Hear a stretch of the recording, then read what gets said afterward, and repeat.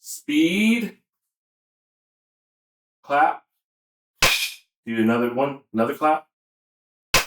Perfect. Thank you. Begin. Yes, sir. All right, Mark Serna. Welcome to Real Life TV. Thank you for having me. I really appreciate it. Good. So we believe that everyone has a story, and we wanted to invite you on the podcast to share your raw and authentic, uncut story. All right. So here we go. When and where you were born? I was born in the Philippines in Barrio Barreto, Olongapo City, and I was born in October 27, 1989. I'm actually like 36 now, turning 37 in October. So yeah. So did you grow up with a single parent in a single parent household, or did you have both of your parents in the household? No, I actually grew up with my grandma, and I didn't have any family growing up, but I had my brother. And from there, just growing up with her, actually, like, yeah, I went through so many things in life just by not having a family growing up. But I'm actually grateful because of that experience is I'm able to be a lot more appreciative on what family is like, you know? Yeah. So what was it like? You say you mentioned a brother. Was it just you and him, or did you have more siblings like than that? It's just me and him. But here in United States, I have a brother and also three sisters. Oh, okay. Good. So how was the relationship growing up with just your brother during the time in the Philippines? Me and him actually we are very close. Growing up, we've been through so many things in life. Like like in a gang life, I was in there with him, and I remember like every time I would go against like other guys, he would always come up and help me, and he would be he's just a very brave person, and he would like grab anything just to fight back. Like, I got into like a gambling addiction, and I wasn't able to like because my mom would always like send money in the Philippines, but yeah, I still have this kind of guilt and pain that I have within him. Like he's still like probably like some type of grudge towards me because of this kind of thing that happened from the past. Yeah, there was a time when like he didn't eat for almost like crap, man, like 4 days to 5 days, and I really did messed up pretty bad at that time. And I can say I was just stupid, and I was a really bad brother, and I still carry that guilt till this day. And if you're watching this, I really do apologize from all those mistakes that I did, and I'm telling you, and I showed you that I could be a better brother after that, and now we're here in the United States, so you're having your own family now, um, and I'm very very proud of you. You you have your house, you have your family, you have a kid now, and shout out to Isaiah. Cool. Yeah. Cool. Shout out to Isaiah. So, far as that, in growing up in the Philippines, your brother, are you older or is he older? Is he the older brother? I'm actually the older. How many years? Like 4 or 5 years, I believe. Oh, okay. Yeah. Okay. So you say you grew up in the Philippines. You grew up with your grandmother. You and him had your grandmother, right? Yes, correct. So did y'all have any religion growing up, or did y'all have any family traditions during the Philippines during that time while you were growing up in the household? I tried many things actually. I was a Muslim for a little bit, but I transitioned to born again. I was a kid, so I didn't really know what's the best at the time. So I would just only go for food, which is bad actually. And I didn't really know about God until I came here to the United States because my family is actually very Christian. So Yeah. In the village where I grew up, it's mainly more about like just like being free and just go on with life like with nothing else pretty much. Oh, cool, cool. What about far as school, far as doing the schooling? How was schooling for you in the Philippines? Oh, it was pretty tough. Yeah, could you Uh, explain? it's always flooding over there because I live in a mountain. So we would go all the way down in the mountain in a way to without with just like a slipper and like a little shorts and it's always raining, so it was pretty tough, like back and forth. And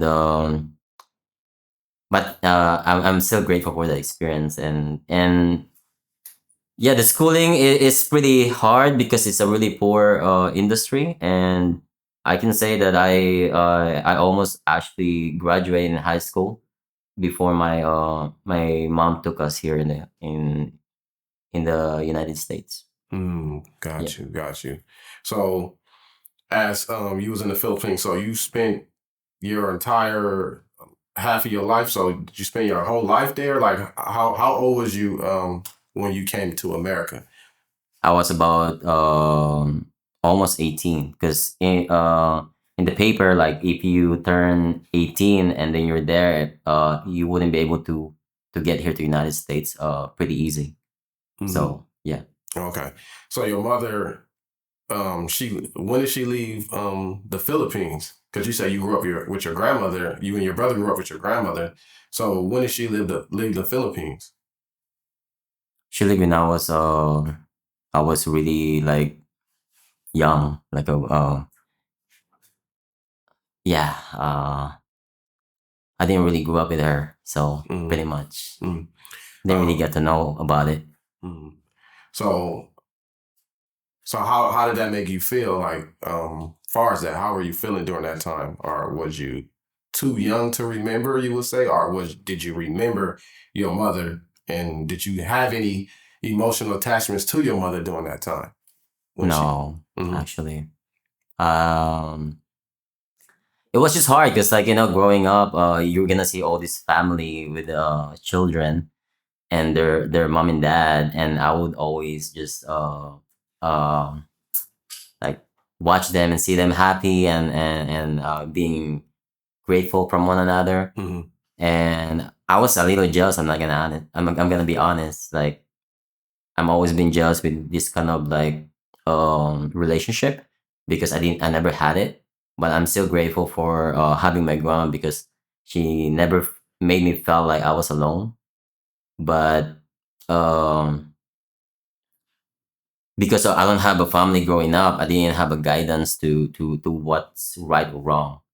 So I got involved with many things, like gangs. I got involved with like drinking at a young age. I believe, like 8 years old when I started drinking. Really? Yeah, I was in our village. So before you even get home, you can't really go home if you don't pass that little area where there's a bunch of like guys who would just hang out and they would like pull you because I was a little kid. I don't have any like big brother to protect me. So I started smoking and drinking around that age.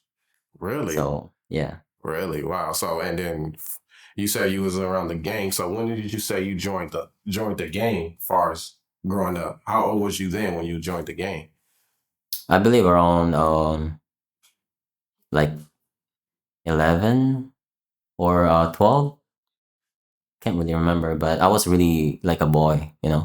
But I was always into like fighting, so I'm always like like I really love doing that because I didn't know it, right? I was a kid, but like the fighting part, like it's always been in my heart. Like I like what's happening at the moment.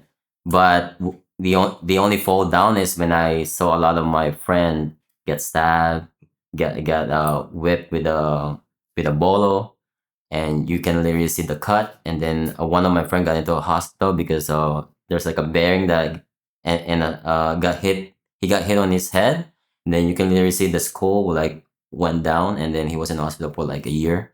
And after that, and then I see myself like, oh, uh, this is just really bad, you know, Mhm. and I don't want anything from it anymore. Mhm.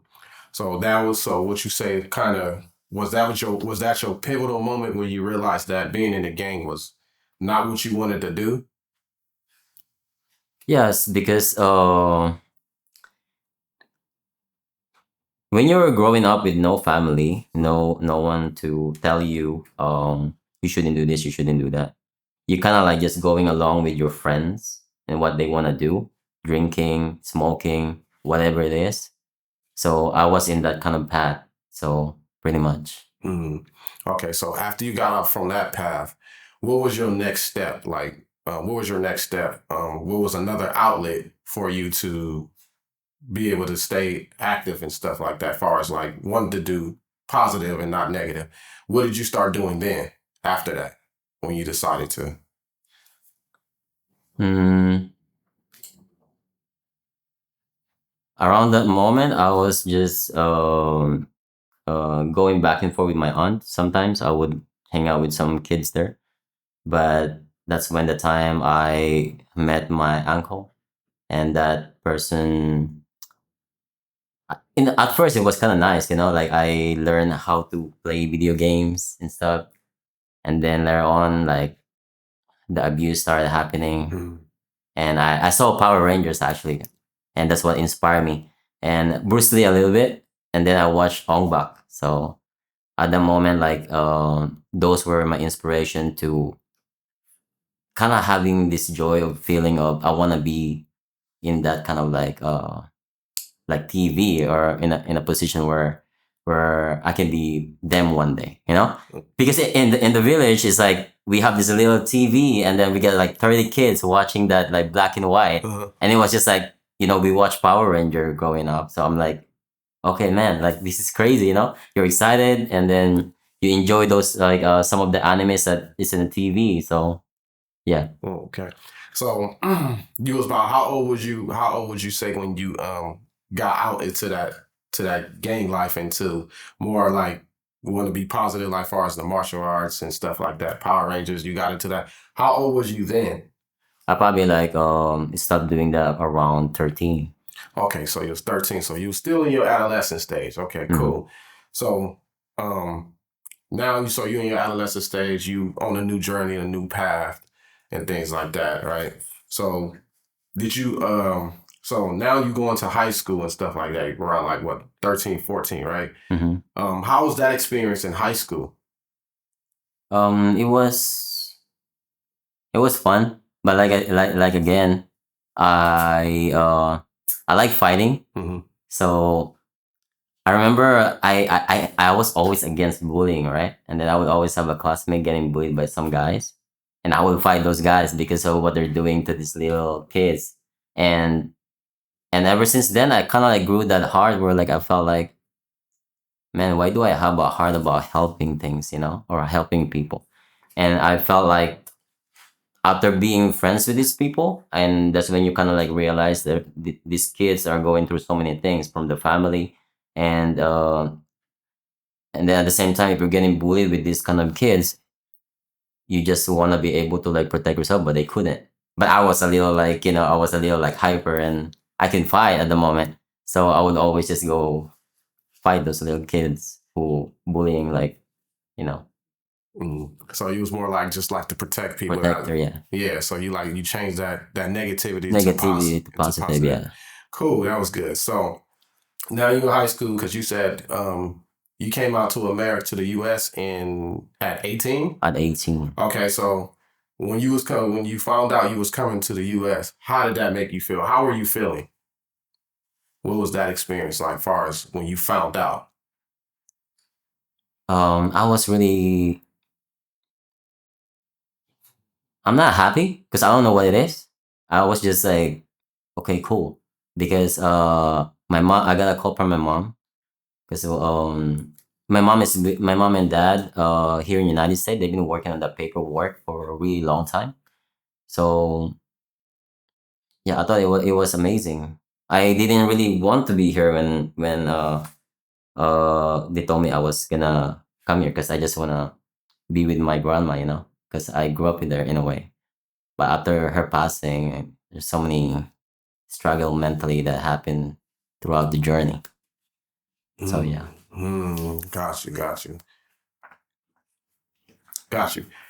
So yeah, so was that you said that your mom came out here. You was with your grandmother, right? Mhm. So how did the relationship with your mother when you came out? How was the relationship with you and your mother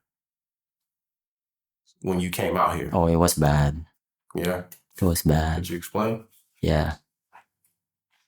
I still have this thing that I still carry till this day. I still blame myself from my grandma passing because I was always into gambling and throughout those time when I was in the gang, I never really think about her health because she would always like wait for me.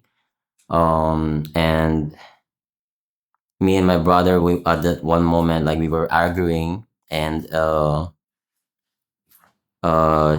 she got a heart attack after that time. My brother was probably kind of like hurt because my grandma was like giving me a lot of attention, and she pretty much like I was the favorite grandson, in a way. But she got a heart attack. I panicked. We brought her in the hospital. She was there for almost like a week. She got dialysis and all that. I remember the last week that I saw her. This is kind of tough to talk about, but yeah. I saw this room, and then like some people were like crying, and some guys were like passed away, like died. I think they died or something. But I was a little kid, and I was just scared, like what's happening, right? And then my grandma was like looking for me. This is like the last. It's okay. Let's go. It's okay. It's okay. Okay, I was in a rush in the hospital because they were like, I took care of her. I was kind of pretty much like a caregiver. That was my first time. It was my first time taking care of like the bodies when they're older, and I was young. But I love her, of course, and thanks for that experience because I got to use that experience. And when she called me, I was in the room, and she was telling me like she couldn't really breathe, right? And it was kind of like her last a few moments. And I remember she was in my hands, and she was telling me like, son, like your mom will be here to get you, and your life will be better. And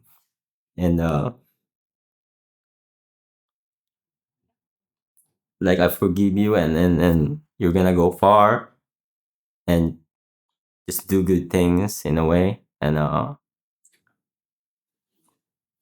she just told me like that my life will change if she die. And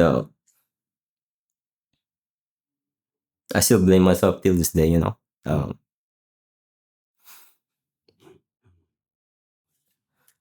at time like I couldn't really like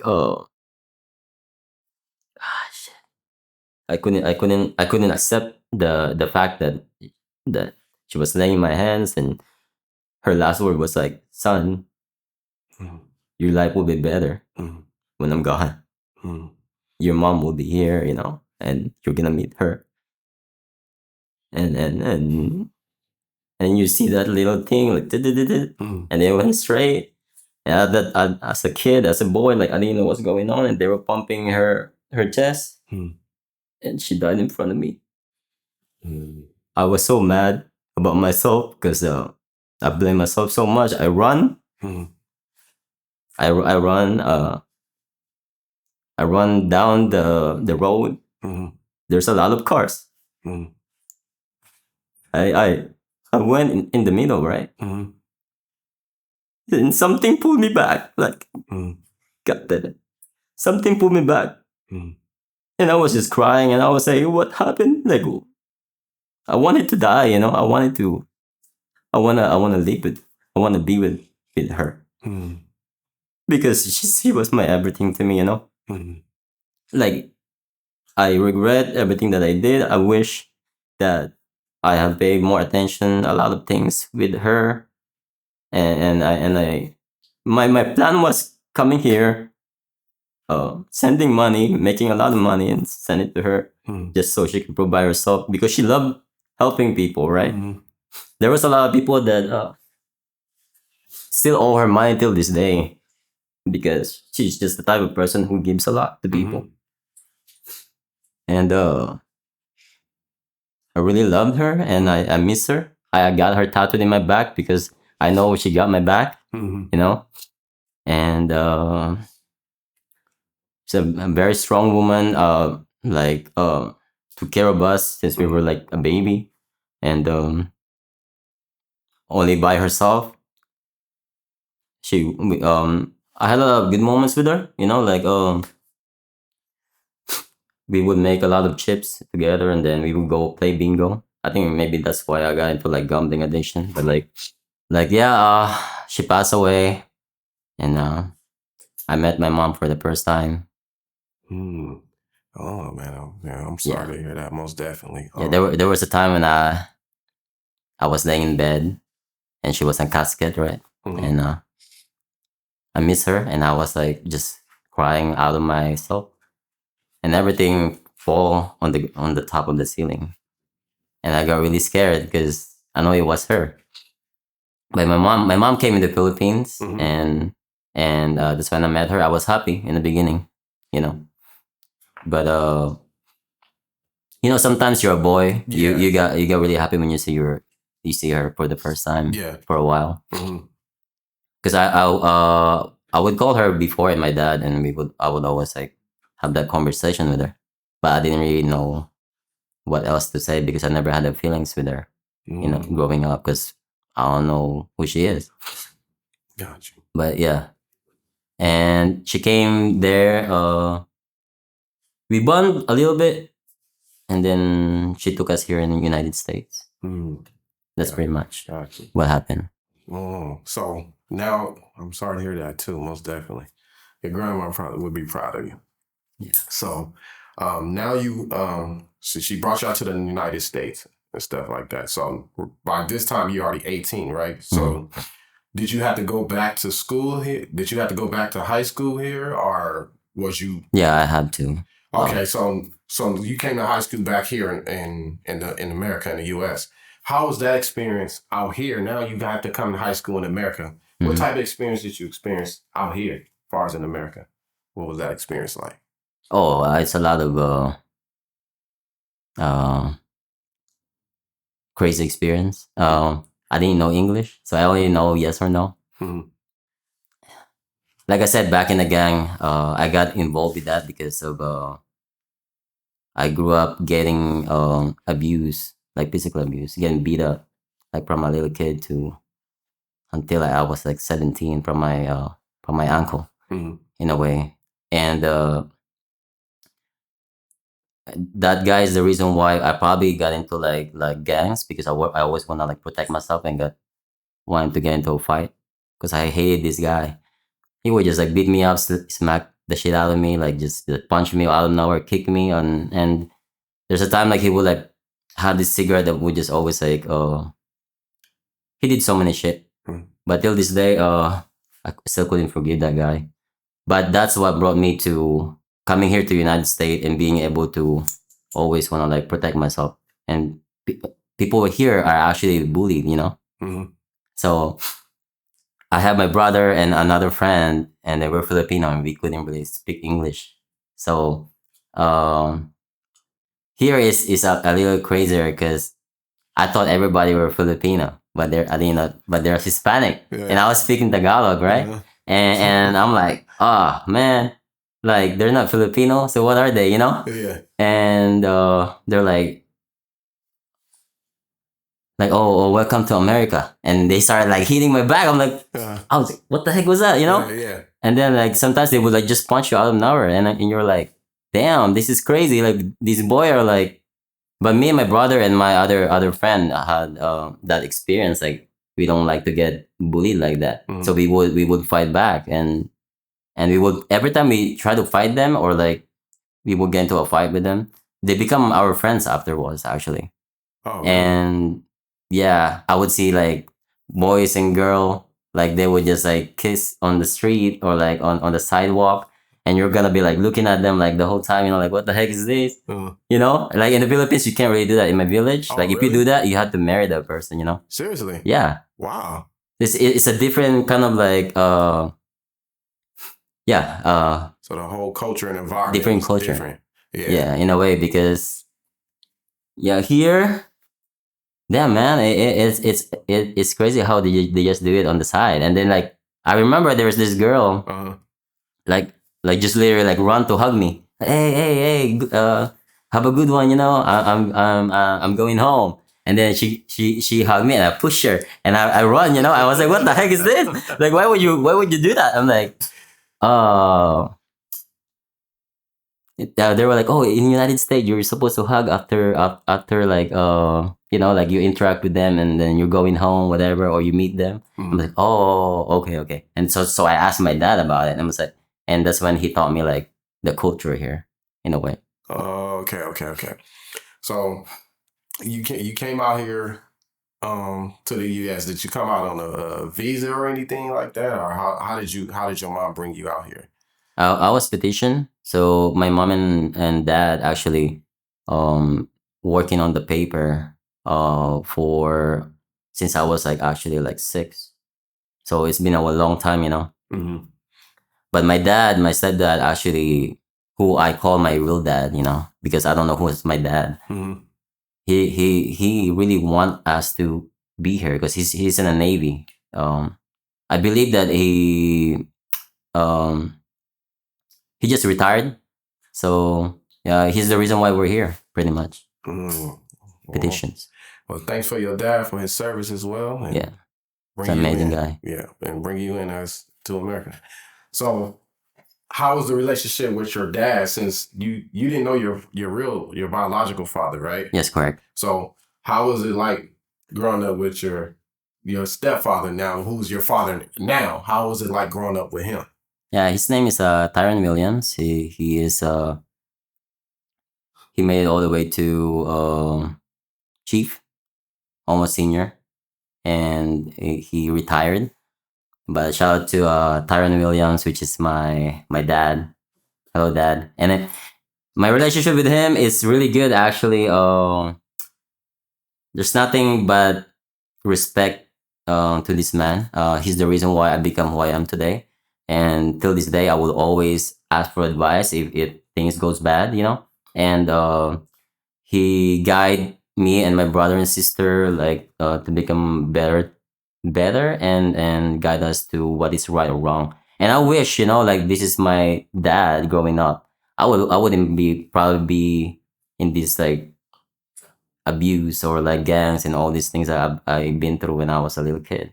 Got you. So shout out to Tyrone. Yeah. So now you come out here, you graduate high school, right?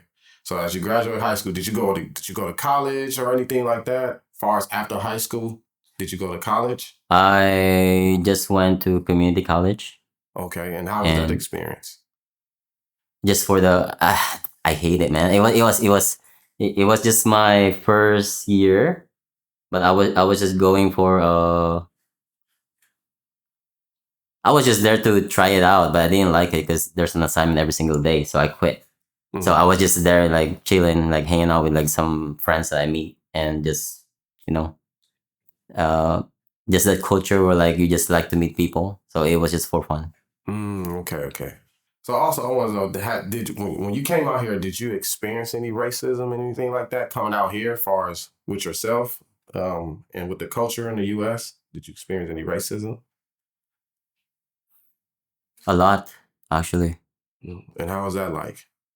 I just remember in high school, they would just call us chinks or like Chinese, you know, just because it's a population of like maybe 2% of Asian, and everyone are just like Hispanic, American, Black, which is cool, you know, like, but no one really bullies us, but mainly it just, you know, it's, yeah, I don't want to say, but yeah, you know, I experienced those times when they would just call us chinks. They would call us like Manny Pacquiao, you know, like, but in a way where, because they some of them they don't like Manny in a way, you know, but it was cool because, like, you know, when we would like get into that talk, we become friends actually.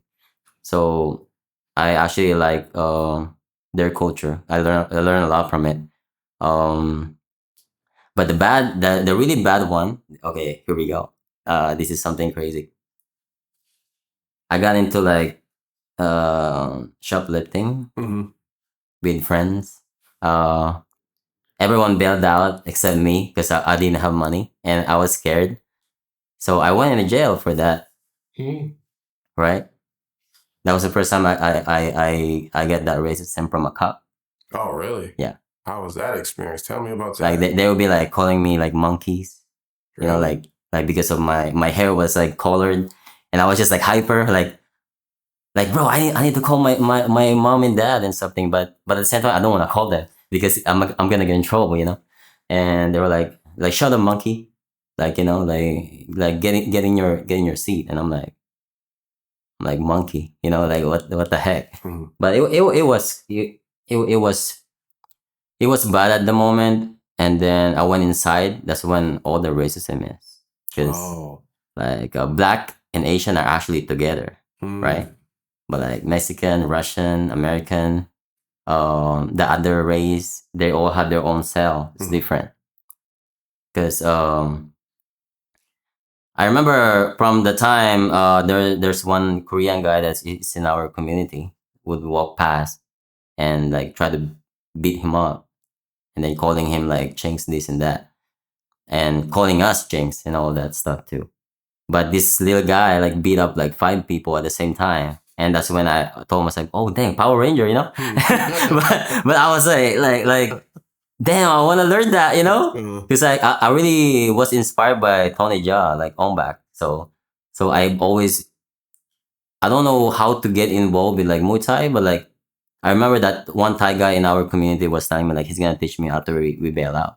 But he looked shady, so I'm like, maybe he's telling the truth or not. And then yeah, I experienced those times, and then I went for the second time because I hit a guy like in a fight, and then he got knocked out, and I went to jail for that too for like 2 days, 3 days, I believe. Mhm.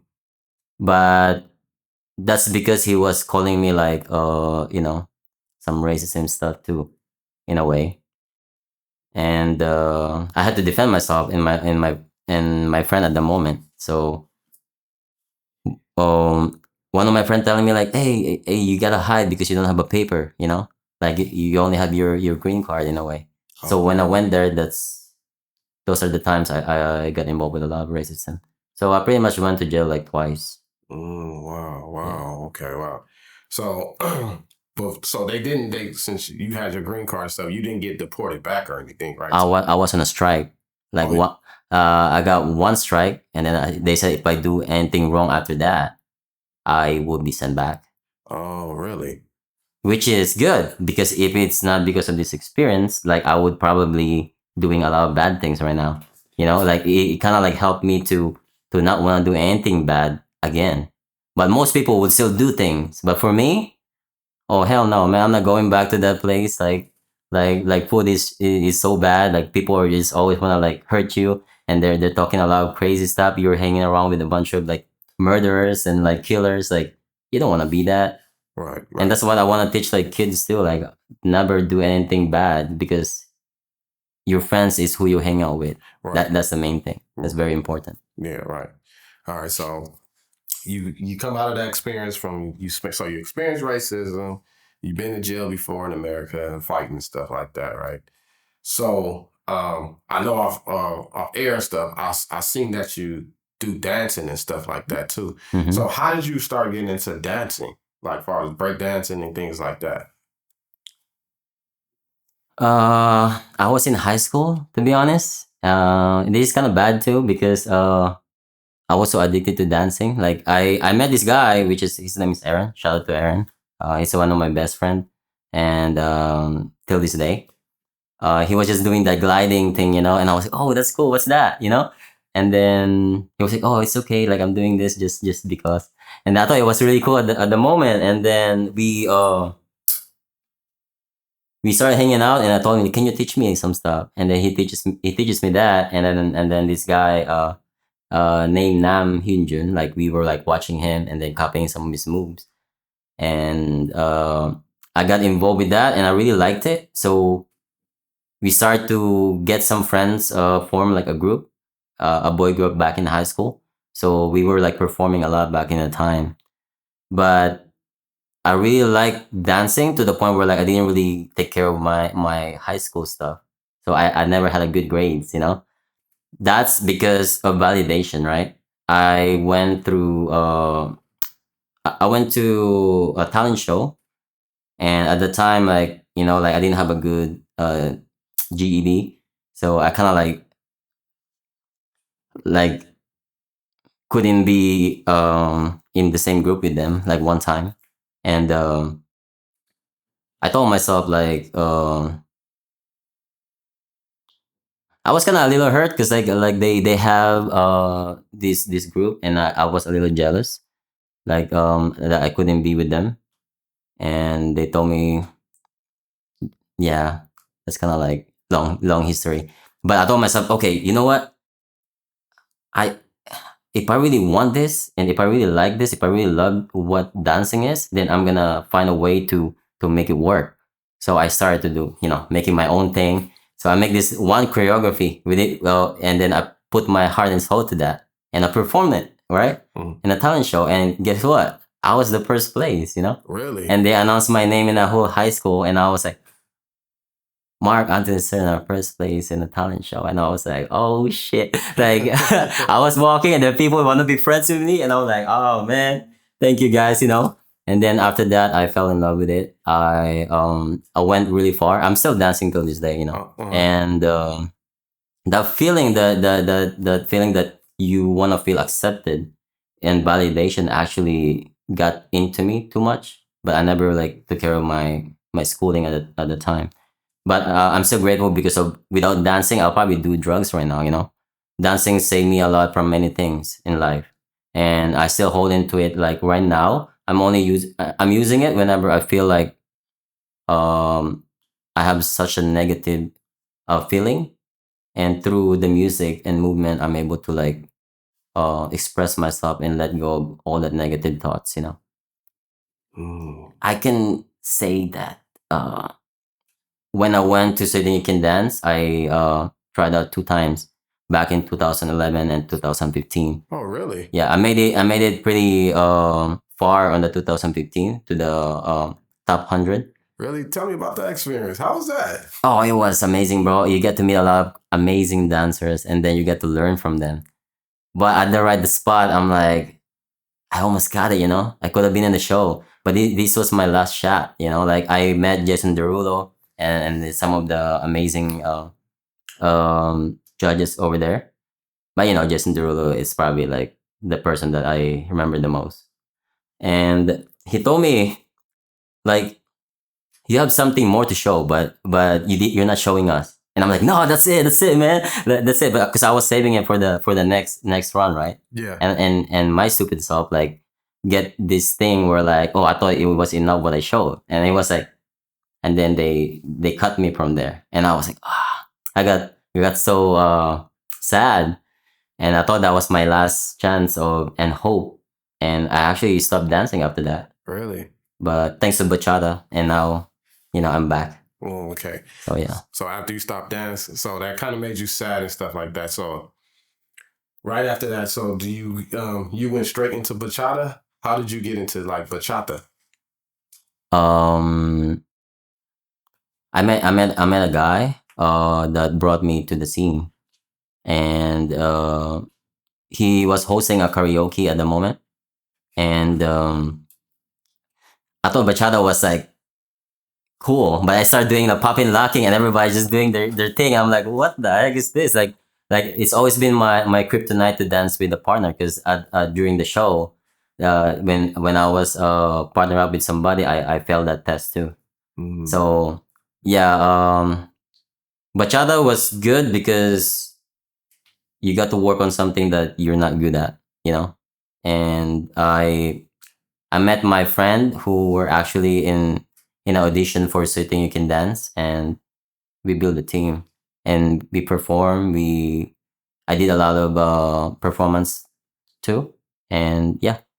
Oh wow, wow, wow! That's good. That's dope. Yeah. So you got into that through that bachata and stuff. You started dancing and stuff. So I know I seen some of your acting stuff too. I seen you in a couple of movies and stuff. You have movies. How did you get into acting too? How did that come along? So when did the acting start? Oh man, this is really deep too. All right. Yeah, go ahead. Okay, let's go. Uh, I really like movies. I love watching movies. I like action. I watch a lot of action movies and stuff. During the time, um, I believe that I have so many experiences in life that I'm able to use. Like I quit dancing because of what happened from sitting you can dance. So I got into a martial arts, and then I did Muay Thai for a year. And that experience like brought me to like wanna do stunts, because I saw my friend getting cut and beat up, and he paid for the medical, and then he paid for the trainer and all that stuff, and so he lost a lot of money. And I told myself like, I don't want to do that, you know. So I got involved with like stunts because I love like doing fights and all that. And at the moment, like I didn't really know like where I'm gonna be at, and I had a best friend who supported me during my journey to Sitting You Can Dance, you know. So he was the reason why I'm still doing till this day. I still carry, you know, him till this moment. His name is Adam Ag. So this guy is an amazing guy. Always supported me when I felt like nobody was there for me. Would make sure that I'm eating and giving me food, or doing so many things to make sure that I'm okay when I'm doing this kind of, you know, audition. But suddenly, like he passed away. Mhm. So yeah, I was the last person that he actually like talked before he passed. How did he pass? Um, there's so many things. I don't think the family would want to talk about, which is it's okay. But during the time when I was in pain, I was in so much feelings. At the moment, I couldn't accept it too, because he was like my best friend, you know. But I left the house because of, you know, what's happening at the moment. And he I found acting because I was doing the martial arts videos and stuff, and then I met Rodrigo. Shout out to Rodrigo. And then he wanted me to do a fight scene, but this turned out to be a short film. But thanks to Max, he was the one who guided me to get to Rodrigo too, because they were like friends in a way. But my best friend is what really got me into acting, because at the moment in pain, and I was just like, I just have this feeling where like where I want to be, you know, like what do I want to do in life. I have nowhere to go. I can do a little bit of everything, but what's the point if I couldn't really pursue them, if I felt so many things. But acting was my last shot, you know. And we made a first short film. I never had experience, no fights, choreography skills, and no acting skills. So I would just take all the hit and shot, right? And of course, like you get injured and everything. And then you kind of realize like, oh, dang, this is not the way to be. And that short film, he thought that the fight scene is not enough, so he wanted to put some dialogue, which is we did. It became a 20-minute short film, and that movie got into Amazon Prime. Won Best Action in Paris. We had the awards and the trophies in at his place too. It got in nominees and first place with a different film festival. Really? But the biggest one is the Paris Film Festival Best Action. That's like the main thing. And then after that, I'm like, I didn't know that I could be a leader, right? Because I only brought all my good friends to be in it. I met like some martial artists, put them all together, and then during the time it's 2020, so many things are going on. Um, um, they were the one that they didn't want to do it at the beginning, but I was just talking to them like heart to heart, Yeah. and if you're doing something and you feel like you want to go far or you want to inspire other people, like you have to use that power to show that you can be something, and everyone just got together out of nowhere, right? And then that short film get where it's at, because to be honest, all the pain that and suffering that we feel, we we were able to use something out of it. Because back in 2020, I have so many things happened to me. I lost my girlfriend for 3 years. Yeah. I got in debt, 45K. Oh wow. I lost my job. I lost my best friend. One of my friend from the trainer uh, passed away too. So all at once, right? Right. But that's when I found God, Hmm. because you have no one to hold on to it anymore. I don't think that I believe in depression. Hmm. I think depression is something you feel, but it's something you can control. I know for other people they can view it in a different way, but for me, it, depression is something you can control, and it's how you deal with it. For me, um, my way of it, from losing my ex girlfriend for 3 years, it was a lot of pain. I couldn't move on for a year, right? But when I found God, that's when I told myself, oh, I have a friend. I have a best friend. Yeah. Like when I was going through so many of those things, I remember sitting in my car and just crying the shit out of me for like 6 hours, man. Like talking to God, like all this suffering and pain I was feeling. Like, what else more do you want from me? What more pain could you give me to surpass this? And that's when I got I connected to him, and he was like my best friend. I would talk to him when I'm driving everywhere I go. For people who's going through so many things in life, if you haven't found God, just take a courage to go to church one time, and you will see it for yourself. Like, what is the power of the words that they can give you to speak through your heart. And I I isolate so much.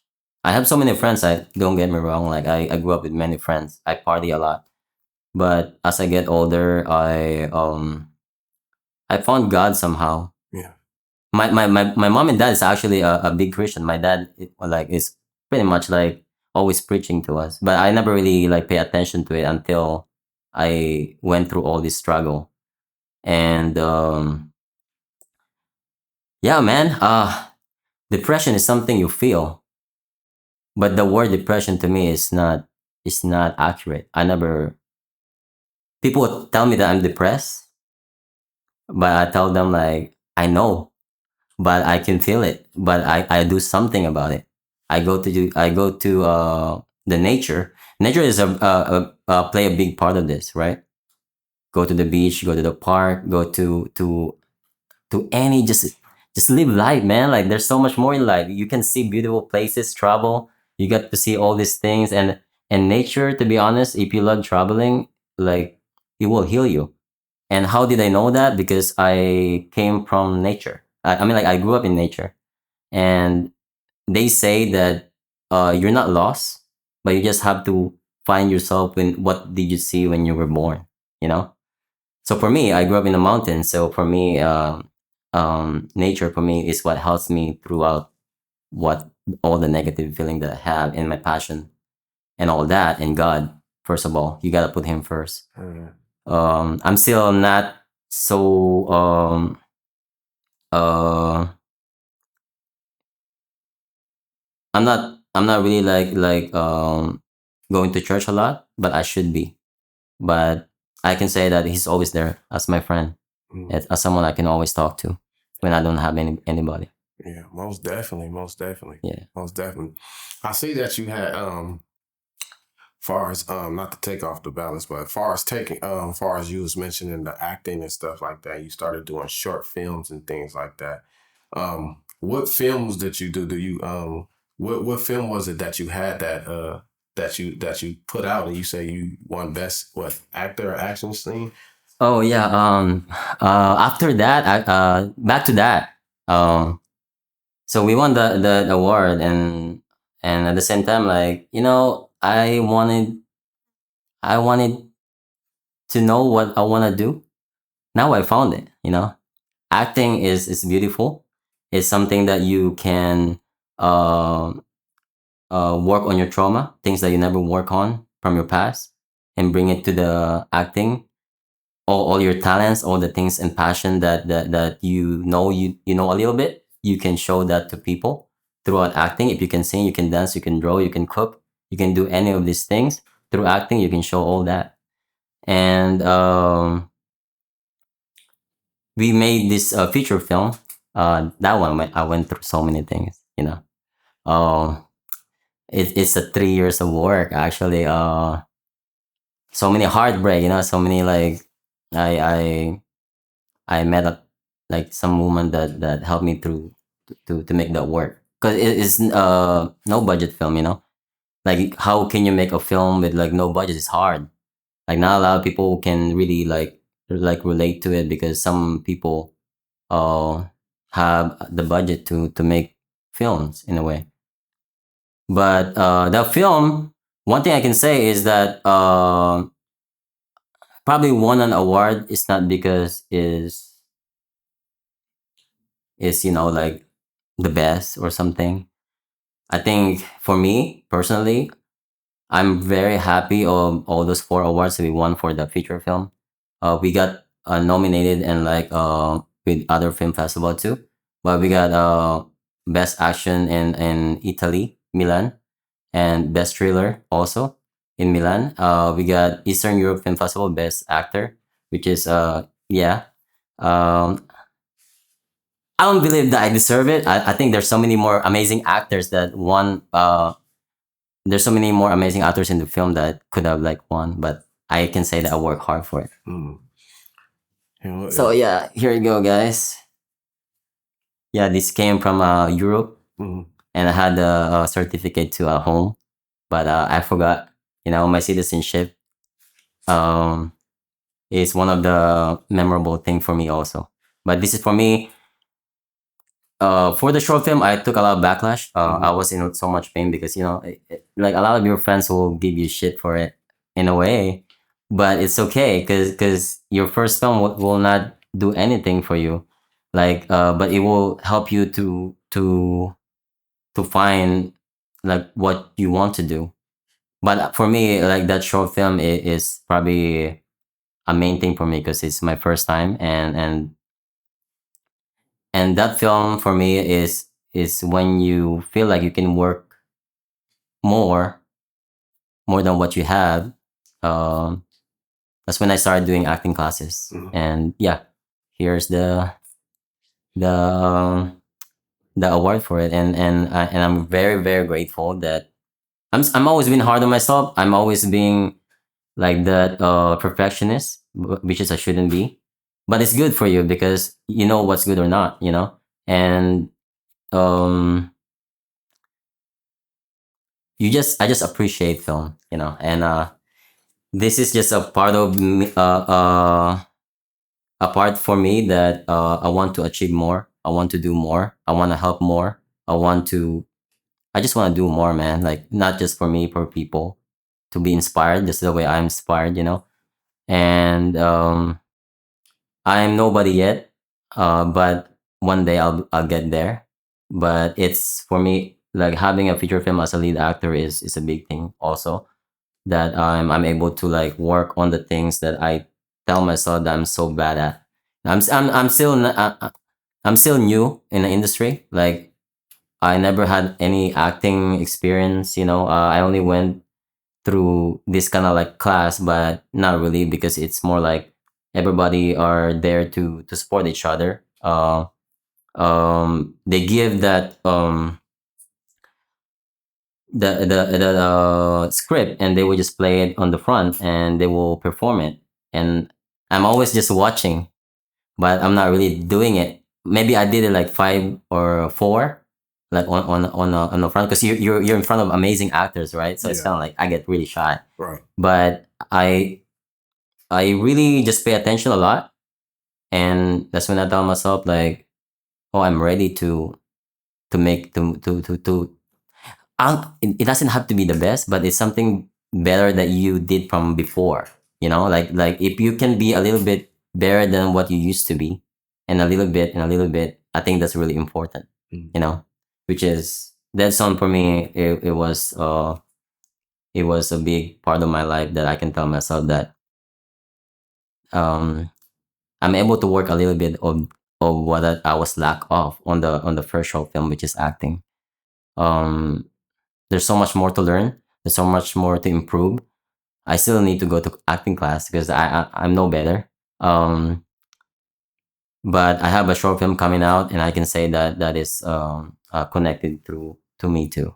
And yeah, Cool. So, is there any current projects you working on right now and things like that? yes, I have a short film coming out. It's called Inversion. It's rewrite the past and the future, and like a fool with you and our director Mark.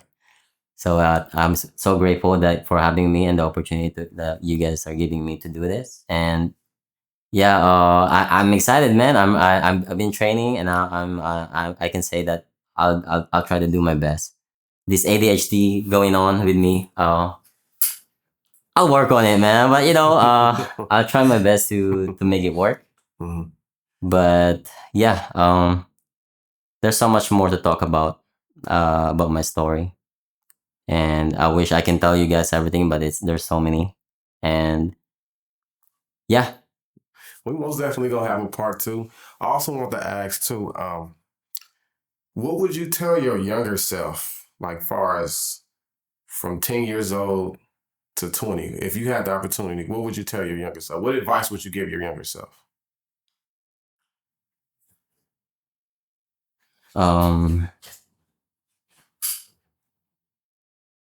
be be around with people that can guide you through to the right path. I mean, as a young age, like I don't know better. I don't know who I should surround myself or anything like that. But it's good. It's a good experience sometimes because like all this trauma, it molds you to become who you are today. I can say that. I think our trauma is what makes us who we are, and as a younger self, like if I would talk to him, I'll tell him to have a friends that are smarter, better, and stronger than you that you can learn from. Um, always be with nature whenever you feel like alone or you have a lot of negative thoughts or feelings, and be closer to your family.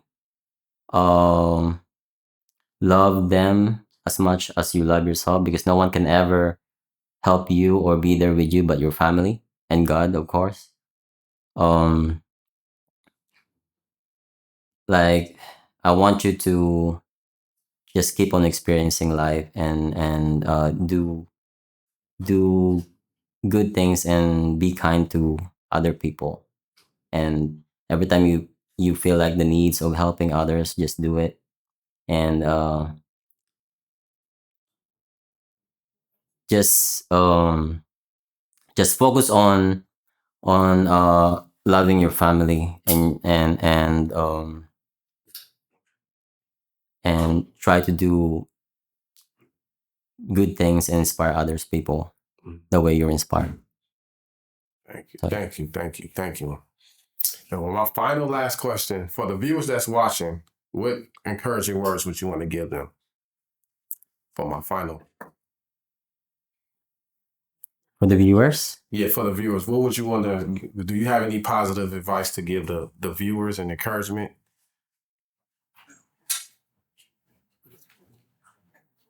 Sorry, say that one time. I said, for the viewers that's watching, what positive advice would you want to give them? Live life. There's so much more things in life, and you have to be with nature whenever you're going through so many things in life. Be with God first. Put Him first before anything. Even just try to just walk and put a step and get to know Him even just one time, and I guarantee you will first feel something different if you're going through so many things, and for you to be able to overcome that, you need to pick right friends and right people to be around in order for you to become, the best version of yourself. All right. Well, we appreciate you, Mark Serna, for being on this interview. We appreciate you. Thank you for coming on and doing an interview with us. We'll for sure have you on the part 2. Thank you for coming to Real Life TV. Yeah, thank you for having me. I appreciate you guys. I'm excited for more. So yeah, I'll try to do my best for the next one. I'm still injured, but I'll come back. So yeah. All right. Thank you.